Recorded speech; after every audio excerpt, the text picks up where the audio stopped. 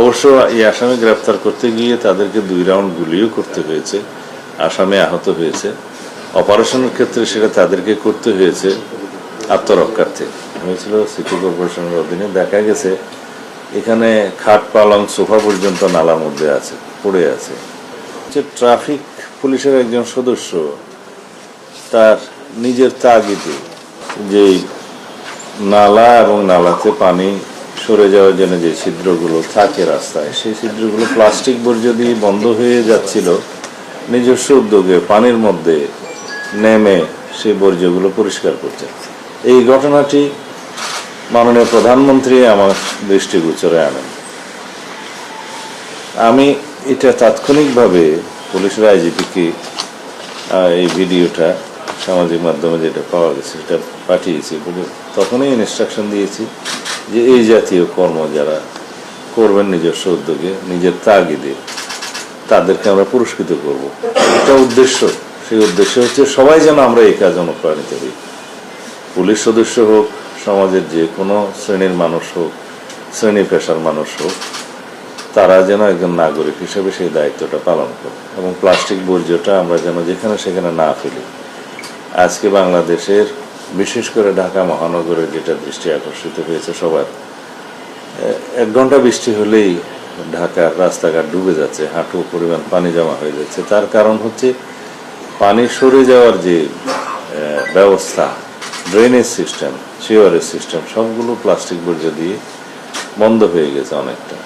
আর কঠিন বর্জ্য যেখানে সেখানে আমরা ফেলছি। একবার নালা নর্দমা পরিষ্কার করার উদ্যোগ নেওয়া হয়েছিল সিটি কর্পোরেশনের অধীনে, দেখা গেছে এখানে খাট পালং সোফা পর্যন্ত নালার মধ্যে আছে, পড়ে আছে। কঠিন বর্জ্যগুলো এখানে আর পানি অপসারণ হতে দিচ্ছে না, আর সিলট্রেট হয়ে যাচ্ছে। আর প্লাস্টিক আবর্জনার কথা তো বলাই বাহুল্য, সেটা সর্বত্র পাওয়া যাচ্ছে। আমরা যদি নিজেরা এই বর্জ্যগুলো পরিষ্কার করি, পারতপক্ষে ব্যবহার না করি, কম করি এবং যত্রতত্র না ফেলি, তাহলে আমরা আমাদের পরিবেশটা ঠিক রাখতে পারবো এবং জলাবদ্ধতা আর হবে না। সেই জন্য তাকে আমরা পুরস্কৃত করেছি। তার নাম মোহাম্মদ কামরুজ্জামান। বাকি 2টা ঘটনা, 3টা ঘটনার মধ্যে এটা 4টার মধ্যে একটা, এটা অবশ্য অন্য নেচারের। বাকি 3টা হলো যে অপরাধ দমন। তার মধ্যে খুব সম্প্রতি যেটা আদাবরে চাঞ্চল্য সৃষ্টি করেছে, যে বিকাশের একটা দোকানে চাপাতি দিয়ে কুপিয়ে 1 লক্ষ টাকা ছিনতাই করে নিয়ে যায়। তো বরাবরের মতোই আমরা সমস্ত ঘটনা 12 ঘন্টার মধ্যে এগুলো আসামি গ্রেপ্তার, আরো কম সময়ের মধ্যে আসামি গ্রেপ্তারের আমরা নজির রেখেছি এর মধ্যে। তো এই একই ঘটনাটা 4-5 ঘন্টার মধ্যে পুলিশ ওখানে আসামি শনাক্ত করতে সক্ষম হয়েছে। তাদেরকে গ্রেফতার করতে গেলে এই একই চাপাতি দিয়ে আমাদের 2 জন পুলিশ সদস্যকে, একজন ওসি আর একজন সাব ইন্সপেক্টর, আহত হয়েছে চাপাতির। অবশ্য এই আসামি গ্রেফতার করতে গিয়ে তাদেরকে 2 রাউন্ড গুলিও করতে হয়েছে, আসামি আহত হয়েছে। অপারেশনের ক্ষেত্রে সেটা তাদেরকে করতে হয়েছে আত্মরক্ষার্থে। 4 জন আসামিকে গ্রেফতার করেছে এবং এটা জীবনের ঝুঁকি নিয়ে এই কাজ করার জন্য তাদেরকে আমরা পুরস্কৃত করছি। অন্য ঘটনা আর একটা হচ্ছে আনোয়ারা। এটার ঘটনার তারিখ আমার এখানে লেখা আছে, আপনারা কাগজ পাবেন।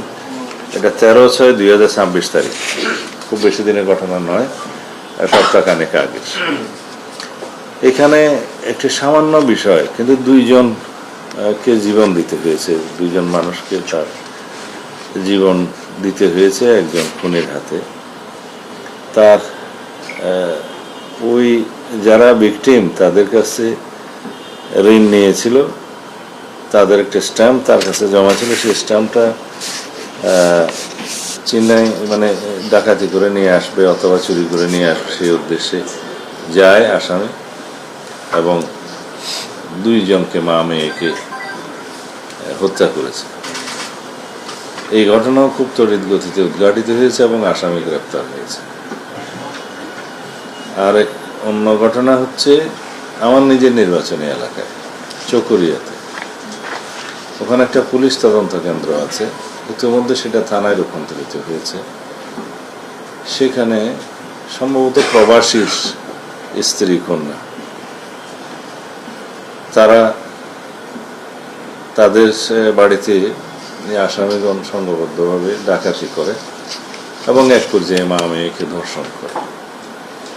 এটা প্রকাশিত হলে তাৎক্ষণিকভাবে থানা পুলিশ এই আসামিদেরকে গ্রেফতার করতে সক্ষম হয়। কয়েকদিন সময় লেগেছিল মনে হয় এখানে। তারা কেউ কি 164 করেছে? 2জন 164 করেছে, স্বীকারোক্তিমূলক জবানবন্দি দিয়েছে।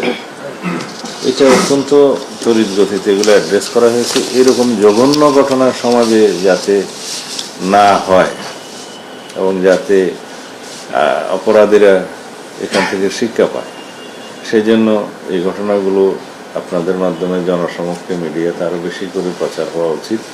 এবং এই জাতীয় হেনিয়াস ক্রাইমের ক্ষেত্রে জীবনের ঝুঁকি নিয়ে যারা কর্তব্য সম্পাদন করছে, রাষ্ট্রীয় দায়িত্ব পালন করছে, সেই যারা সেই দায়িত্বটা পালন করছে তাদেরকে আমরা স্বীকৃতি দিতে চাই এবং এইভাবেই আমরা স্বীকৃতি দেব। তাদেরকে সনদ প্রদান করা হবে, আর্থিকভাবে পুরস্কৃত করা হবে এবং পদকও ক্ষেত্র বিশেষে